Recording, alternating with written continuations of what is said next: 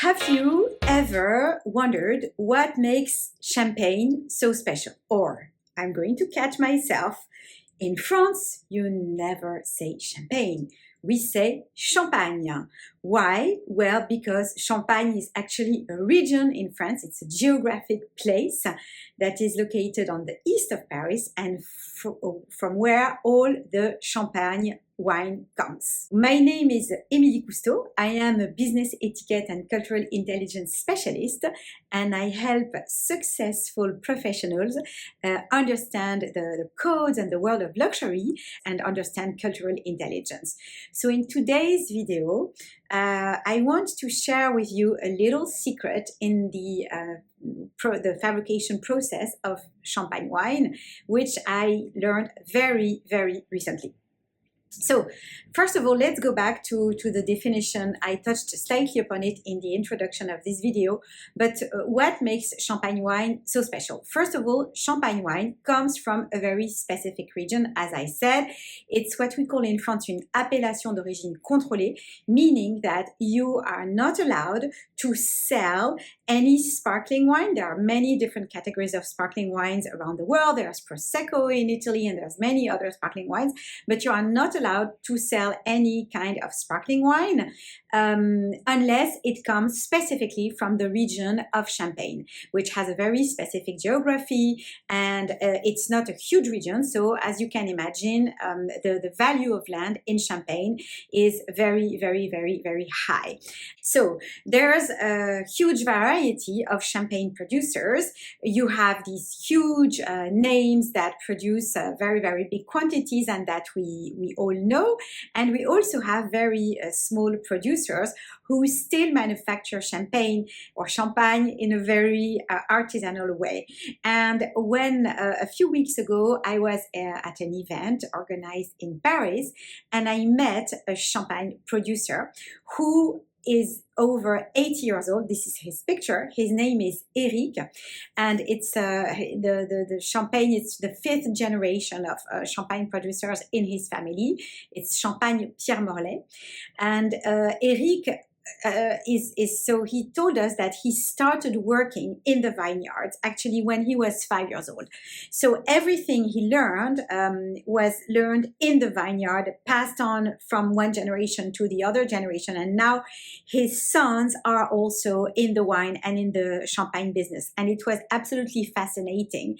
And so in the process of how we make champagne, the grapes macerate for a while, and after certain number of weeks or months, let's say, the bottle of champagne needs to be opened in order to add some sugar.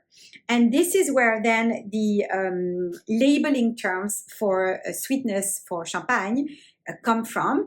It's either there is no sugar added and it's a zero dosage champagne, or there is more and more sugar added, and you go to, I'm just taking my notes, brut nature, extra brut, and demi-sec or whatever, or doux. So it really depends on how much sugar is added at the last stage of the fermentation.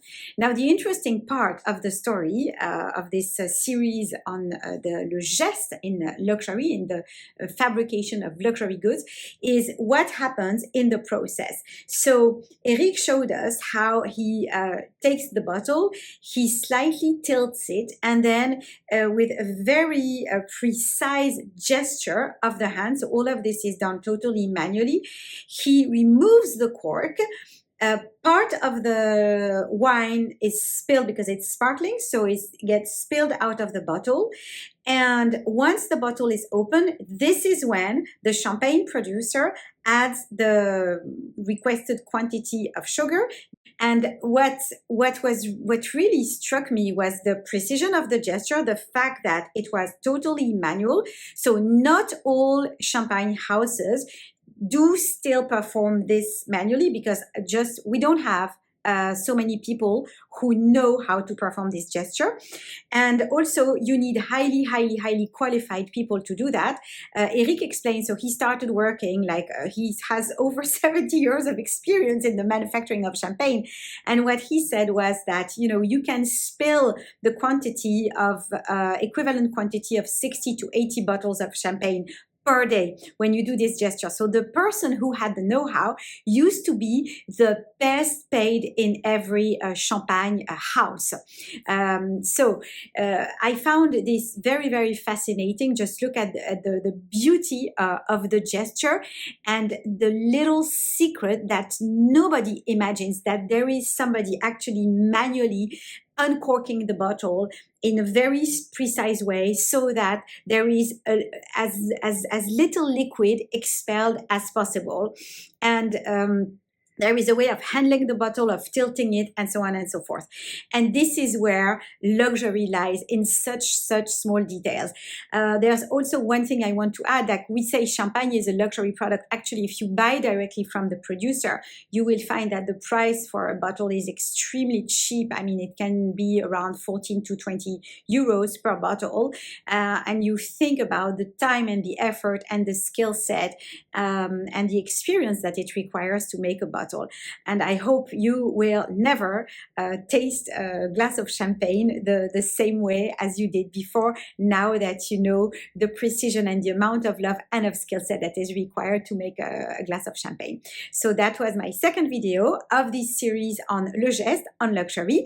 I hope you have enjoyed it, and I will see you here next week. And in the meantime, I might just help myself a glass of champagne. See you soon. Bye.